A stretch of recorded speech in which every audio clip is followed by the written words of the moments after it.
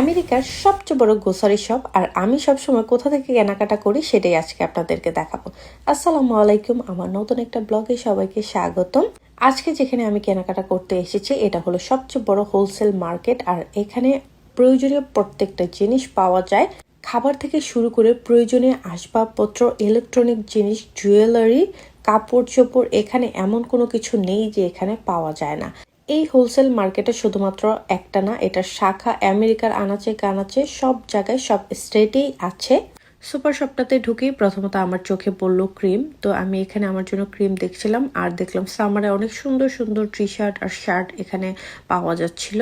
কাপড়ের কোয়ালিটি অনুযায়ী প্রাইস খুবই রিজনেবল। এখানে সব রকমের কাপড় চোপড় পাওয়া যায়, ইভেন বাচ্চাদেরও সব রকমের ড্রেস পাওয়া যায়।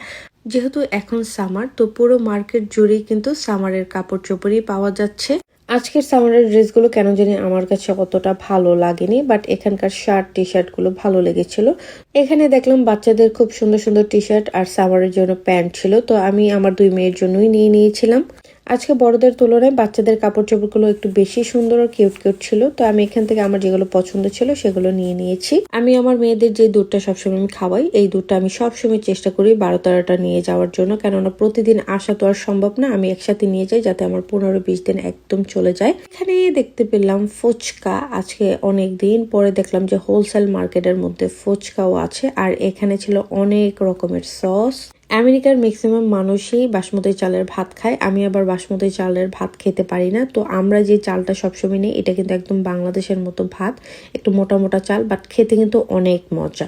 এইদিকে সবকিছু আমরা তাড়াতাড়ি করে কেনাকাটা করছিলাম, হাতে একদমই সময় ছিল না। জোহার স্কুলে যেতে হবে, জোহাকে পিক আপ করতে হবে, এই কারণে দ্রুত যা নেওয়ার তা নিয়ে ফেলছি।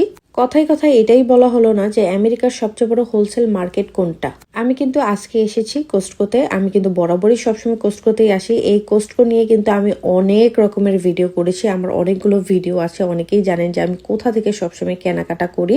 তারপর আমার চোখে পড়লো ডাবের পানি। আমার ডাবের পানি খুবই ভালো লাগে। তারপর এখানে আসলাম যে দেখলাম একদম তরমুজের মেলা, অনেক অনেক তরমুজ। এখান থেকে একটা তরমুজ নিয়ে নিয়েছি। এখানে এত সুন্দর সুন্দর ফ্রেশ ফ্রেশ সবজি আর ফ্রুটস থাকে, আমার দেখলেই শুধু ইচ্ছা করে যে এখান থেকে আমি সব কিছু কিনে নিয়ে যাই বাসায়। তারপর এখানে চলে আসলাম একদম ফ্রুটস আইটেমে। তারপর এখান থেকে আমি স্ট্রবেরি আর চেরি নিয়েছি। চেরিটা আমার পার্সোনালি খুবই পছন্দ। অন্যান্য ফল আমি খাই বা না খাই, চেরিটা আমার খুবই পছন্দ। এইদিকে আমার দুই মেয়ের পছন্দ দুই রকম। আমার বড় মেয়ে পছন্দ করে একটু মিষ্টি জাতীয় ফল, আর আমার ছোট মেয়ে একটু টকটক ফল পছন্দ করে, যেমন স্ট্রবেরি বা রেসবেরি এরকম কিছু ফল। এইদিকে কথা বলতে বলতে আমার সময় একদম শেষ, তো আমার তাড়াতাড়ি স্কুলে যেতে হবে। যেতে যেতেও কিন্তু আমার অলরেডি স্কুলে 10 মিনিট লেট হয়েও গিয়েছিল, রাস্তায় খুব ট্রাফিক ছিল। মার্কেট থেকে বের হয়ে যাবে এমন মুহূর্তে মনে পড়লো যে জুহার জন্য একটা কালার বুক নেওয়ার দরকার ছিল, তখন দৌড়ে যেয়ে তাড়াতাড়ি আমি একটা কালার বুক নিয়ে আসি ওর জন্য। তো এই ছিল আজকের মতো আমার ভিডিও। কেমন লেগেছে অবশ্যই জানাবেন। দেখা হবে নতুন কোনো ব্লগে। আল্লাহ হাফেজ।